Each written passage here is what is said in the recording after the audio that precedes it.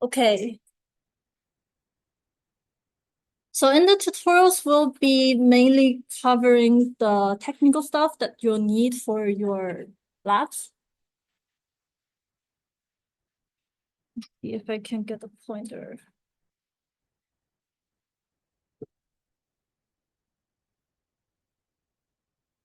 So the first thing, if you want to get a head start, go to this website and create an account. We'll be using this as an exercise for the tutorials.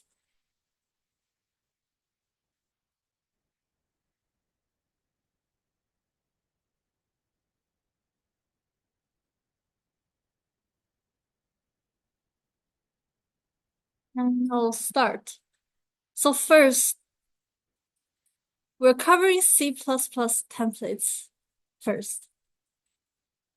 From the name, what is a template that you have been using in your lives? You use a template to create your resume. You download a template from the website and you just change everything to your name, to your experiences, your education.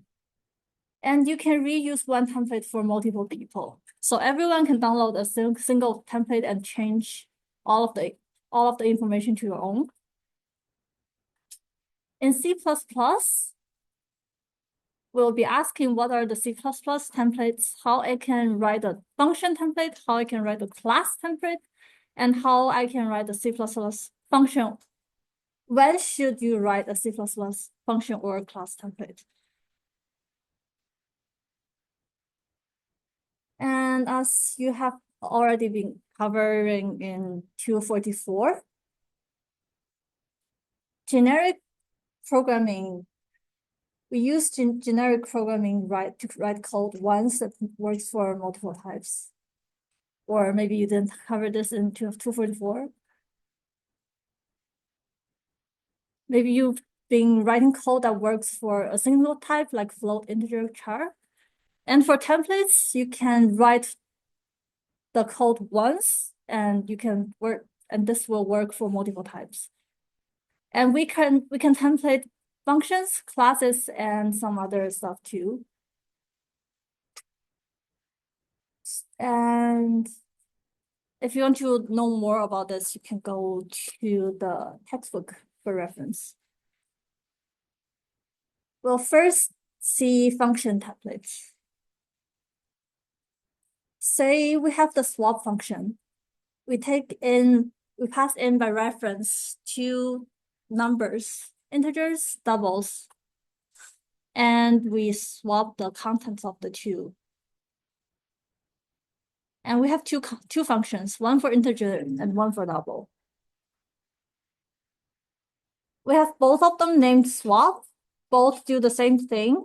The only difference is the type, integer or double. So the first question, will this compile and why or why not? Anyone? Yep. I think it could compile because the function signatures are unique. Yes. This will compile. The compiler will call whichever one called based on the parameter types passed in. And this is called function overloading. Now, if we want to implement the swap for all data types, the first option is obviously write a function for each type that you want to use. In this case, it will only support the types that you want. And this is a positive because if the user passes in the types that you don't want to support, which can be a safety issue. And this one will avoid that. The negatives will be you'll need to write a new swap function for each new type that you want to add, or each new class. And this could be error prone because you have to copy the same code for many times. And if you copy the same code for many times, whenever you want to make a change in one of those, you you'll need to modify all of the other ones, which is very annoying. Another option is to write a template where the type can change based on how you use it. The positive is that it supports all types that will compile, and it avoids the copy and pasting in the other case. But it could cause longer compile times because the compiler will need to replace the type name every time compiles. And this is how you write a function template. The first line template tells the compiler that we want to use templates here. Type name is the keyword. Type is the name that you give to the type. The compiler will search in the next chunk of code for the name type and replace by whichever type you want.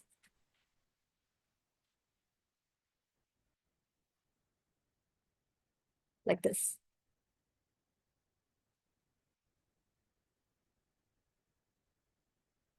And in this case, the swap function will work for one type because we're only specifying one single type that has the operator the assignment operator defined because we're only using the assignment operator as well.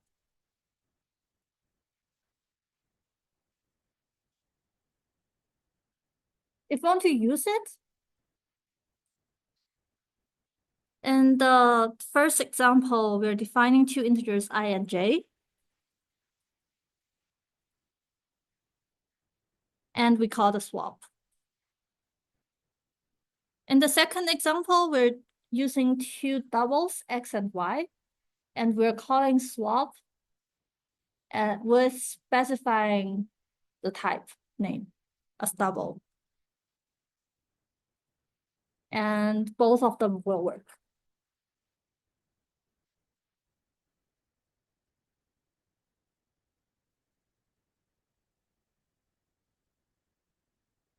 And let's go through these examples. Which of case A, B, C, D, E will compile with no errors?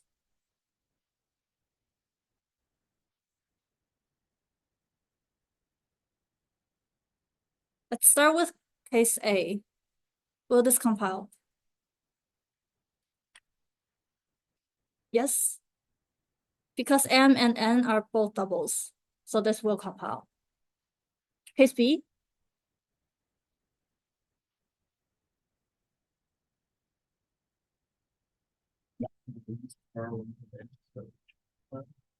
So it shouldn't compile because we're using two types. Case C.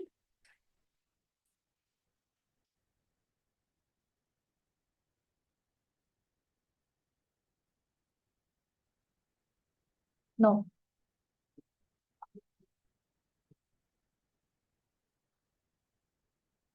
Yeah, we're specifying a type double, but we are passing in two integers, so it doesn't compile.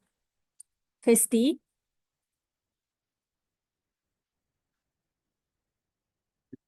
Yes. Case E. No.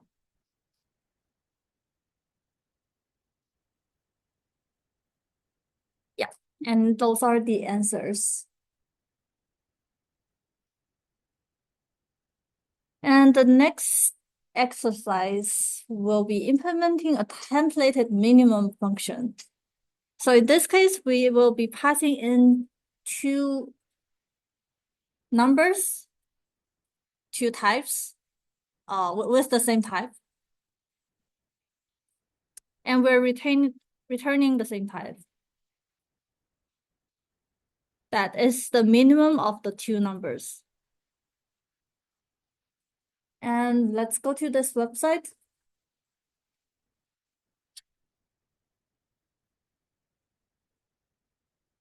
And complete exercise 1.h.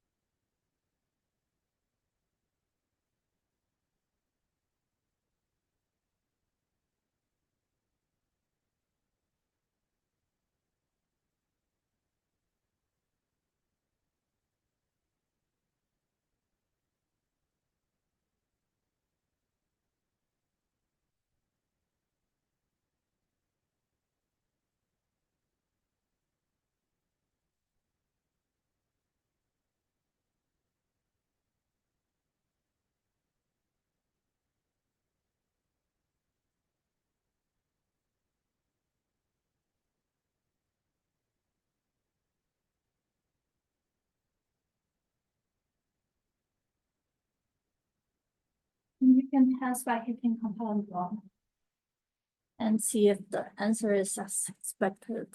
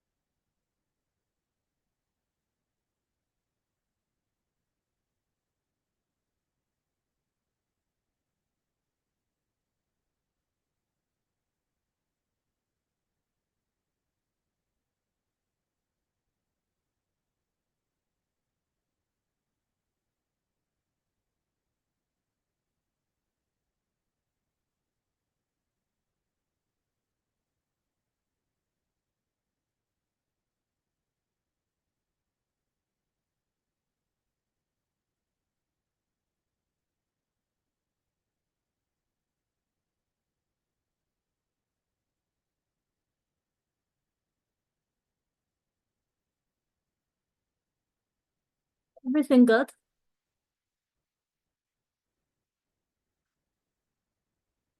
We have 1 more minute and we'll continue.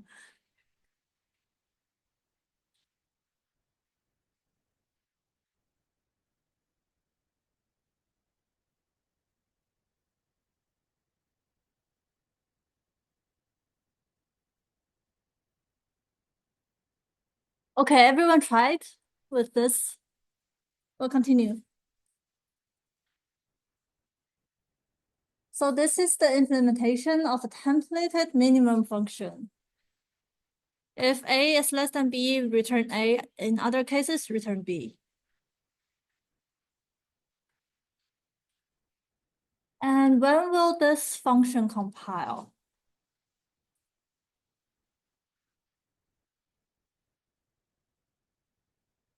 Anyone?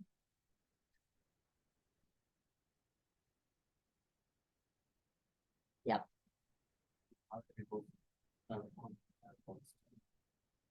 Yeah. In this function, we are using the less than operator. So first, like swap, we are only defining one type. That's the first one. Second one, when the operator less than is defined, because we're using it.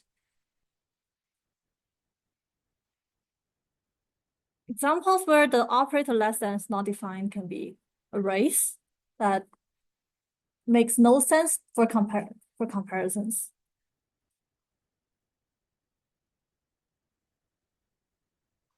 And that's it for function templates. Any questions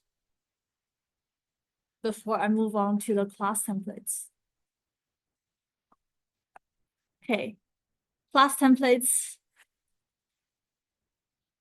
What you would template inside the class can be the member functions, like the templated functions previously, or the member data. You can be templating whichever type of data you want to store in some class. For example, you can template an array class that in an array, you can be storing different types of variables, a linked list, or a binary search tree, like a data structure that can store different types of data. And in this tutorial, we'll be showing as an example as pairs. So a pair stores two pieces of data together, a key and a value, and both can be of different types.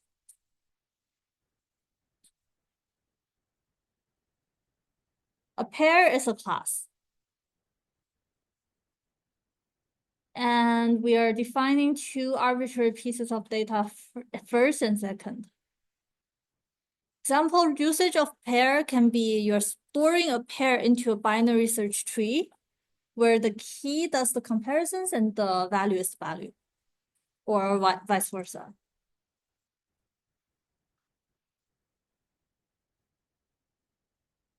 A pair associates two different types of variables together, first and second.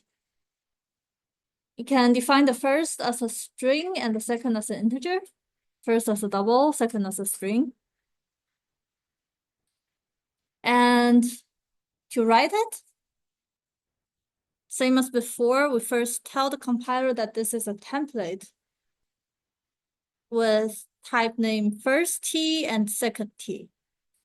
So now we can have more than one type templated. The compiler will be searching first T and second T and replacing them by different types. And in the class pair, we have the constructor, we have the setters, and we have the getters, and then the two private data, first and second. Okay. One thing we need to remember for templates is that all of the definitions must be in the header file. We can't split them into the header file and the CPP file. Because this is a constraint by the compiler.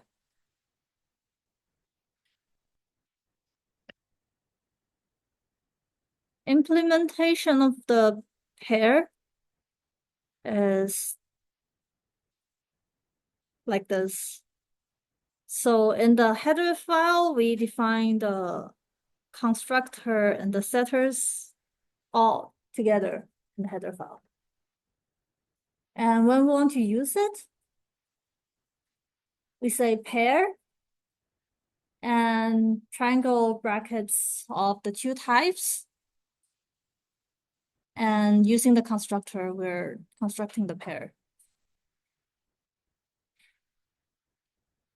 These should be very straightforward, right?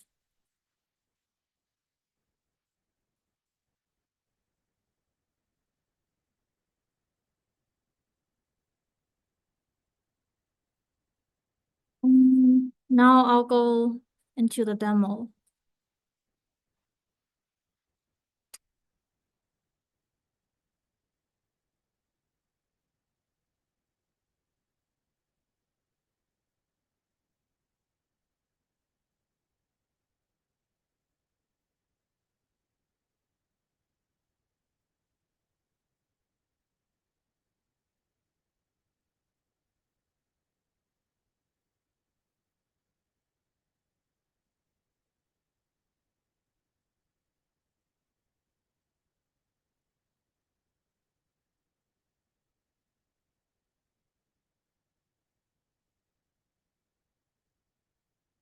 Demo is my max.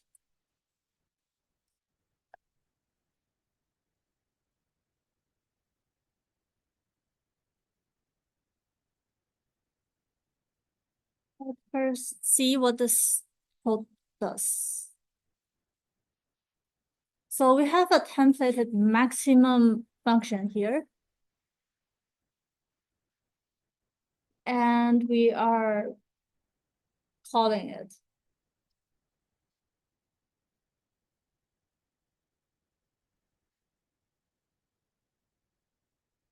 Do a make.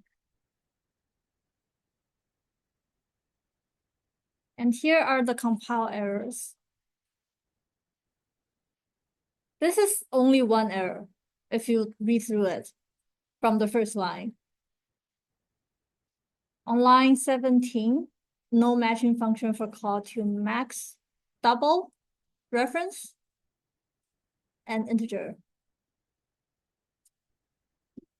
Line 17, which is this line. So we're doing a double X and an integer. Because for max, we want them both have the same type. So what we want to do is we want to change the 2 into a double.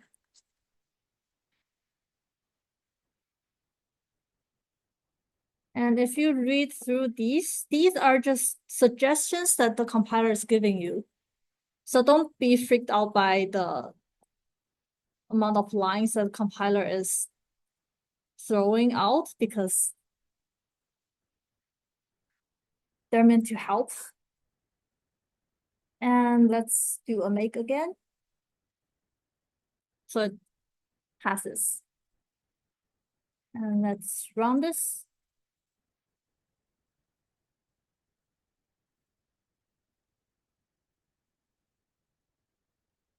So first, Z is maximum of X and Y, so that's 1.2. K is the maximum of I and J, so that's 3. And D is the maximum of X, which is 1.1, and 2.0, which is 2.0. So this is just an example of compiler errors and how you should fix it, how you should fix it. This is actually a very common error that you're using a 2 and you're comparing or you're doing something with the double and you assume that 2 can be saved into a double, which is not the case in this case. And that's it for demo 1. So tips for writing templates. The first tip is to not write any templates in this course. Template errors can be very complex and overwhelming for beginners. And you already have many templated functions and classes already existing in the standard template library. And this has been optimized and refined for many years by professionals. So this will most likely be better than what you write by yourself. But if you actually do write templates, write the code for one type first, test it, and then convert it into a template. This can avoid many errors that can be avoidable. And test it again with multiple types. And that's it for the first half of the tutorial. And we can have a very short break and we'll be back for the second half.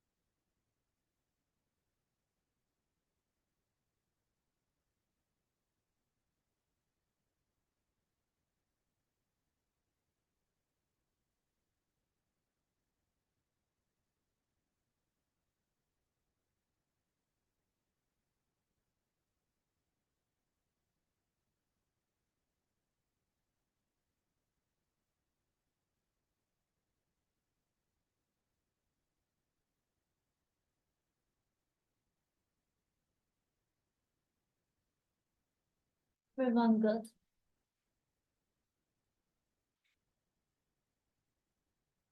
No questions, no problems. And we can continue.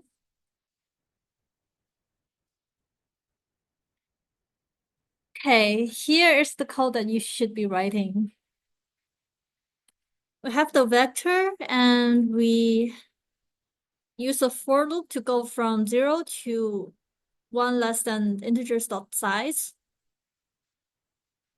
and print out each one of the vector by accessing using its index.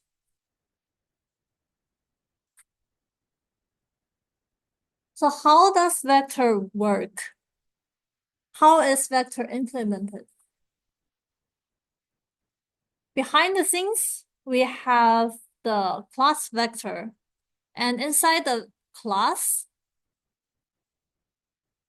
we first have an array that stores the values inside the vector. We have the size and the capacity. Say if we start from a capacity of 3. So the array has a fixed length of 3.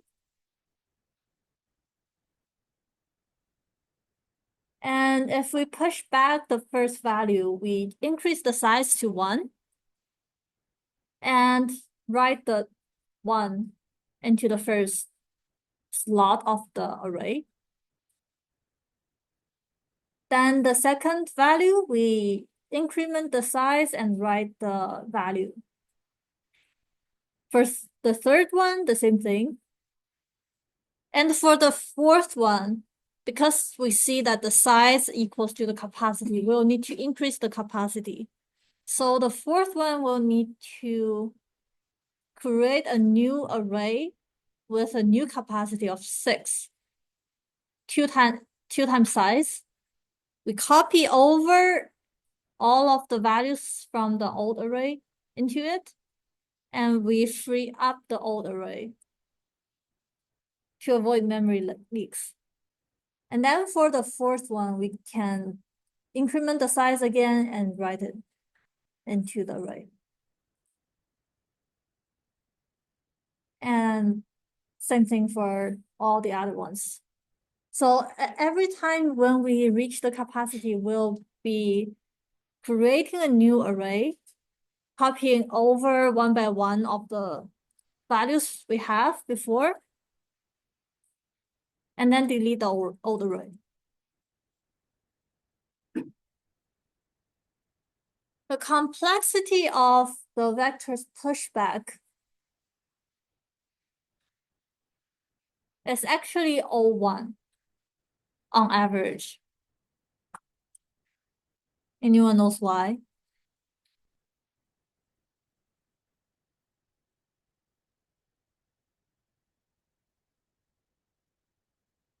And it's here. Pushback will only generate a few array copies because we're always growing the capacity by 2 times. So even for a large number of n, we are mostly just doing writing, incrementing the size. The capacity grow is like it doesn't happen that much because we're multiplying the capacity by 2 every time. So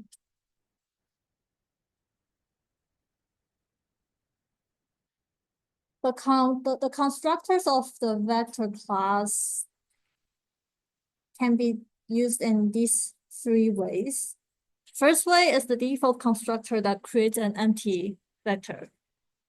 Second one creates a vector of size 10 with values undefined. The second one creates a vector of size 10 with all values set to -1. And these are 3 constructors that are useful for the vectors. And the benefit of specifying the size in the first place is to avoid the array copying that might happen when you increment the capacity.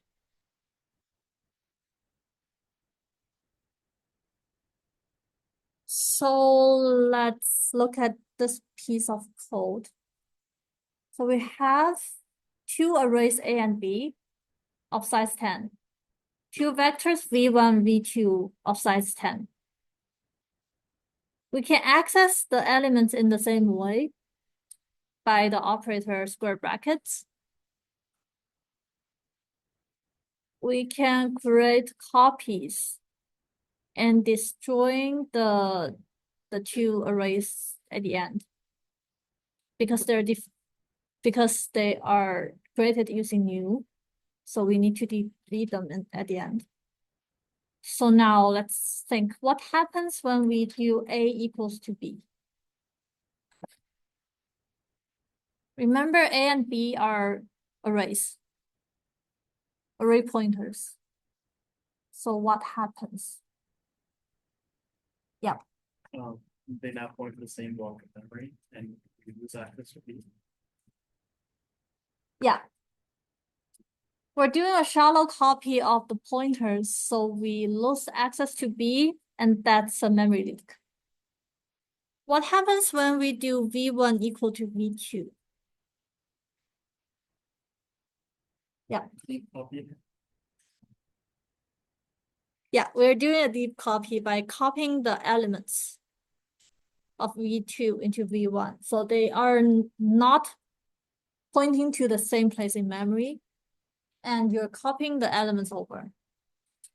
Do we need to delete V1, V2? Let's show off a hand. Who thinks we need to delete V1, V2? Who thinks we don't need to delete V1, V2?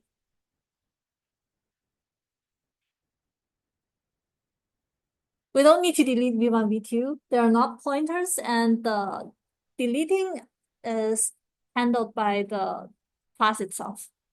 So we don't have to do the delete. Vector has a destructor. It will clean up after itself.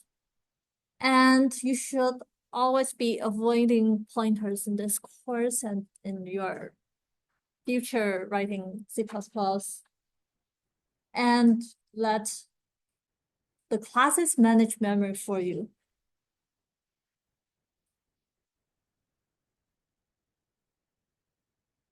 Now, bounce checking with vectors. This is a negative feature of the vectors because the operator square bracket doesn't create values and it doesn't check bounds. So if you want to access the out-of-bound indices, this will cause your program to either crash or behave in a very weird way. So, and this is very hard to debug because sometimes it won't even crash and it won't give any compile errors. So for your milestones, you can use the debug check configuration to do bounce checking. But the debug check will make your program run much more slowly. And I'll be showing this later in the demo. And but the vector's algorithmic complexity is 1 if you want to access the data. So that's a positive feature of the vectors, and you should be using this. Demo 2. I'll be showing first why the debug check build is your friend.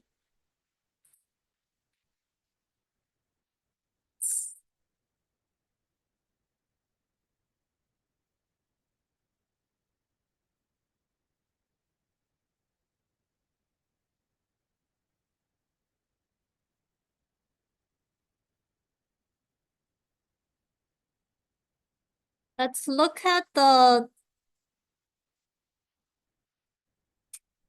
program first. So we are calling this function testVec, and inside testVec, we are defining a vector with length 100 and setting all of them to value 20 using the constructor of vectors. And then we are going into a for loop and assigning each value in the vector to be 20 plus I. And then we're outputting each value. And you'll probably already be seeing that we're accessing out of bounds memory, but let's check with make. We don't have any compile errors. And if we run this,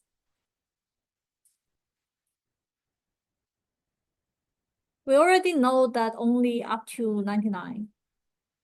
The array is defined only up to 99. So the values are correct up to 99. And we are having very weird values afterwards.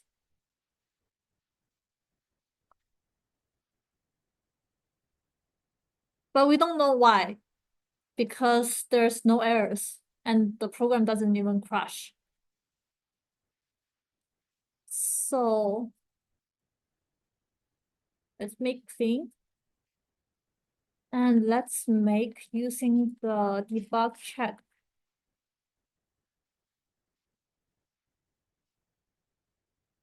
I'll show you the release and debug configurations first. Release configuration doesn't give anything. And if you run it, it's that. Make clean.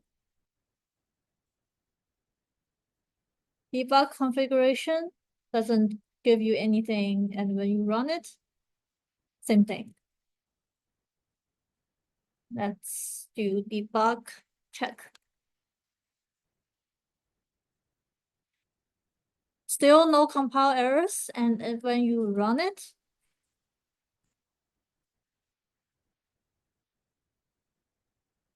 it stops at 99. And it tells you that in the function vector, we are attempting to subscript container with out of bounds index 100. But the container only holds 100 elements. And that's what debug check gives you. And this is only during runtime, and it doesn't give you the line number. It doesn't give you the line number. It gives you a hint of you're accessing some container out of bounds that only holds 100 elements. And that is why you should be using debug check. But debug check can be slow. So you should be using the release configuration when you're testing speed, and yeah, the next demo is to show you speed. Let's go to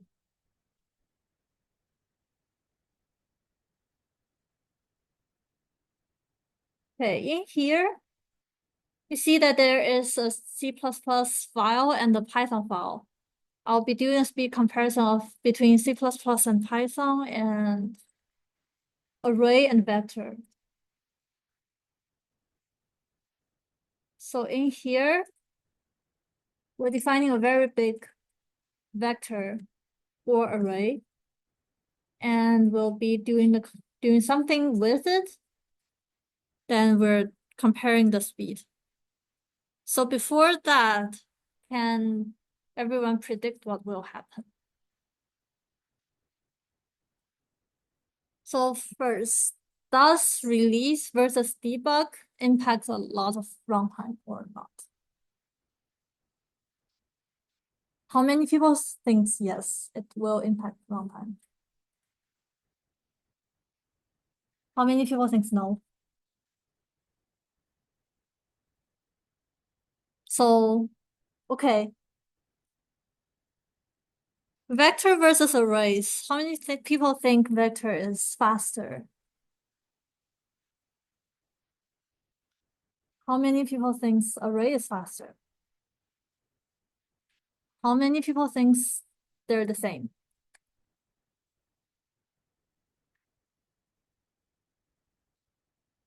Then, how many people think Python is faster than C++?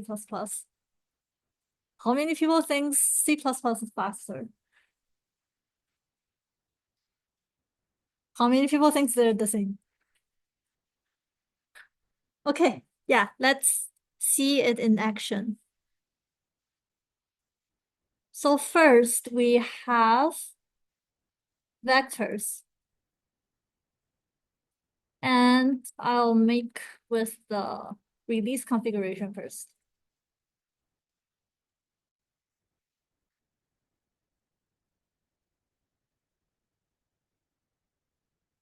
And time it. So how to read the time output? The first is the user time spent in the user execution. Second is the system execution. And what we want to see is this one. This one is the actual wall clock time that is spent executing the program. And the first 0 is the minute, second 0.48 is the seconds. So in the release configuration, we spent 0.48 seconds.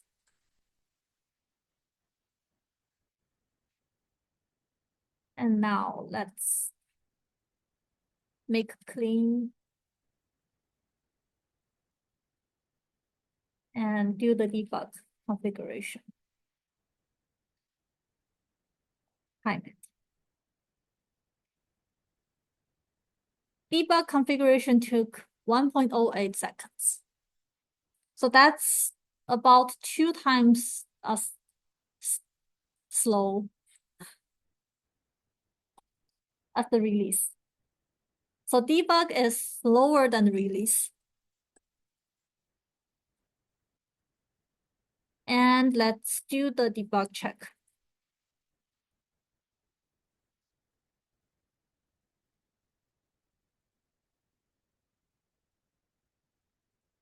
This is how slow debug check is. 7.02. This is about 14 times slower than release. Which is why when we are doing the timings, we should always be using the release configuration. Make clean. And let's compare vector and arrays. I'll comment out the vectors and uncomment the array.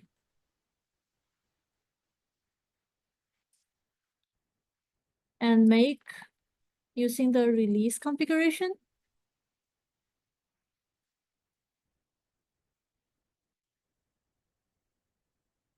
And this one is very ambiguous according to your race of hands.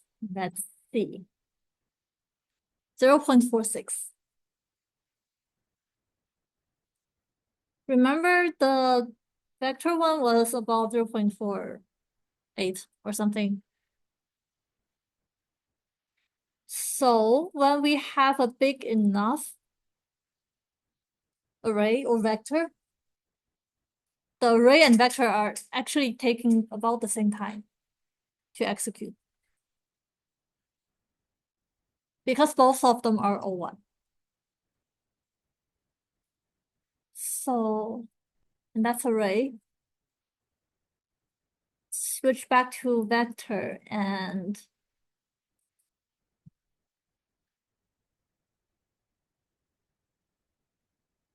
time it again. 0.49. Okay. And then let's compare the C++ versus the Python. Let's do the Python one. And time it. And we are all expecting the Python one to be slower.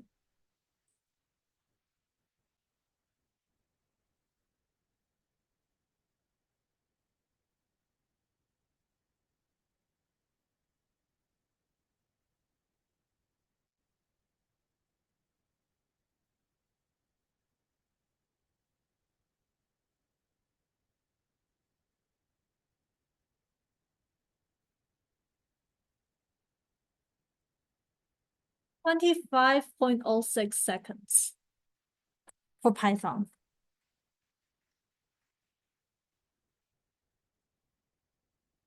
And if we look at the Python code, we can see that this is the same code as this one, but much shorter. But there is a price that's being paid by a shorter code, which is it's getting much slower. Okay, let's get back. Yeah, so that's it for the demos. And if you want to learn more, and which you should, because you should be looking for which data structure you'll need for the labs. Here are the resources, the books and online. You have, especially the online ones, like the C++reference.com and Google. Yeah, and that's it for the introduction. Yep. Practical? Yeah. Yes. Practical starts at